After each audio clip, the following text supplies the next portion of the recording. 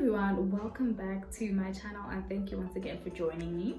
I firstly want to start by saying thank you so much to everybody who subscribed to my channel, liked the video and left a comment for me in the comment section. I tried to reply to everybody's comment, but your support was overwhelming. Once again, thank you so much.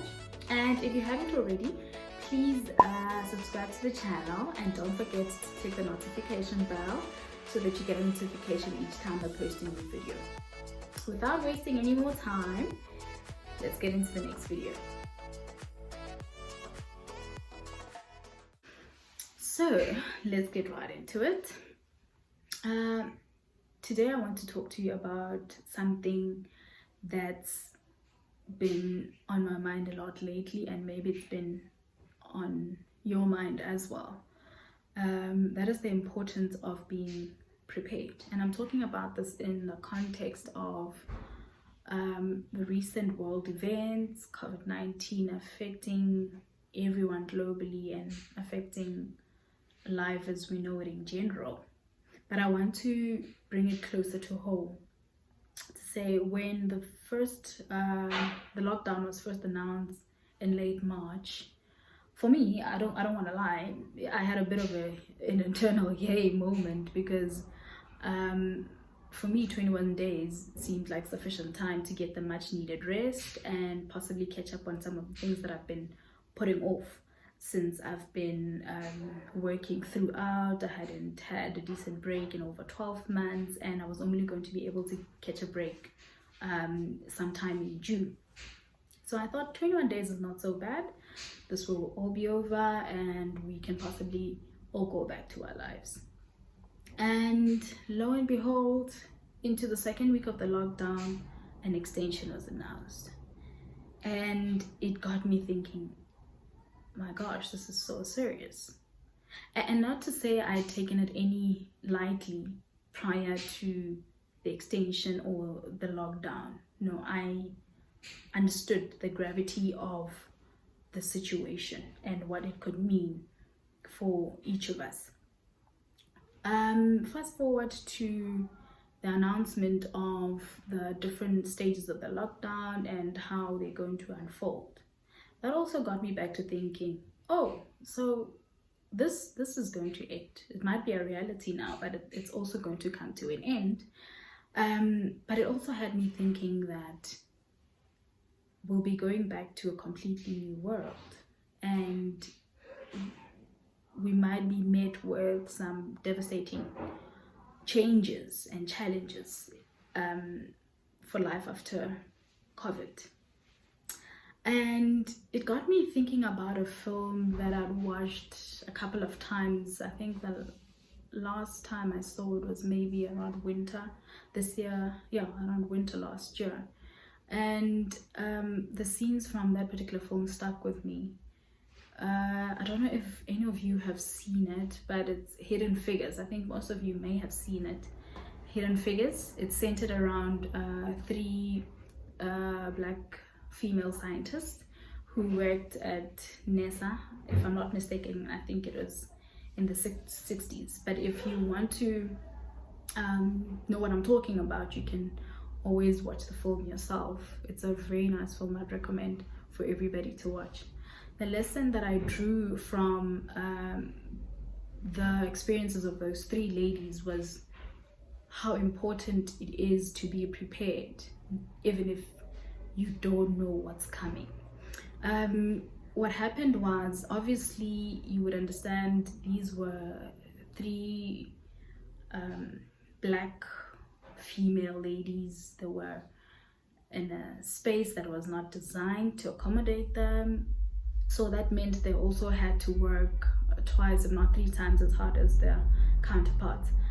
And I think also that's what contributed to them outdoing themselves and overly exerting themselves in whatever they were doing.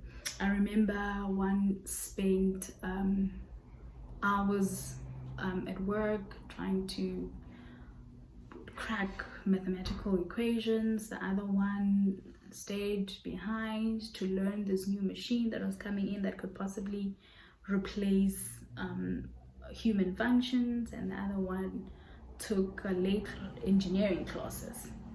And for me, and at the time, I remember there were, rumors of possible changes coming also at NASA, and everybody didn't know what's going to happen. And there were a lot of uncertainty about, what's going to happen to their jobs, and, and for me, what stuck with me from that particular film was how, with all the craze that was going on, and the cloud of uncertainty that was hanging over them, those ladies persisted and continued to stay prepared, even though they didn't know what was coming, or if any of what they were doing was going to be useful to this new reality that was imminent. And it made me translate that into a period that we find ourselves in right now, to say, personally, what am I doing, or what is it that I could possibly do to prepare for life after COVID-19? And it's such a challenging thing to do, not knowing what is coming. But what I found solace in, or what I found eased the anxiety of not knowing what's coming, was I knew I have information. One thing, I might not know what's coming, but I do have some information or an idea of what's going on in the world. And I don't know if I should say we are fortunate. I don't know if fortunate is the right word to use, but there are countries that have experienced this before us. And I think one of the things each of us can do is perhaps follow and track the events that are going on in those countries, maybe follow stories of how they're coping with life after COVID, or what are the changes that have been there, maybe to them individually, or to the economy more specifically. Because I think we're already hearing of people, companies closing down and not reopening after COVID, and I don't think it's a unique experience to South Africa. So I think that's one of the things that each of us can do. Keep yourself informed of what's going on in and around the world, how other countries who have been here before us are doing it, and how that's affected their lives. And I think the second thing that is important for me is to maintain a waiting attitude. I've observed that for me in the past couple of days have lessened the anxiety that I had about what possibly awaits me life after COVID-19. So maintaining a waiting attitude, it's also good for us mentally and emotionally, to start gearing ourselves up to be ready for things that could possibly change the course of the rest of our lives. And I think the third thing would be to engage yourself in positive activities, from the information that you'd be learning about what people are doing in the rest of the world post COVID-19, and just generally keep doing the things that you love, spending time with family, finding ways to preoccupy yourself with positive things. If it's reading, if it's meditation, do that, because I think if we don't find something to do, we'll lose our heads. And this is going to be very necessary, I think, more than anything, because we don't know what's going to happen in the physical world. But at least what we can do is to try and prepare ourselves mentally and emotionally for different things that might be waiting for us when we go back into the world post COVID-19.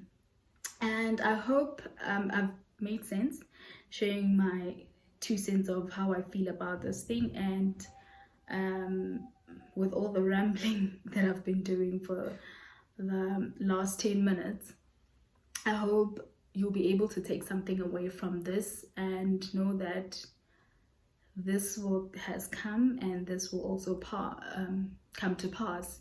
But what you need to do in the present is try and prepare yourself, especially mentally and emotionally, for life after COVID-19. Thanks again for watching.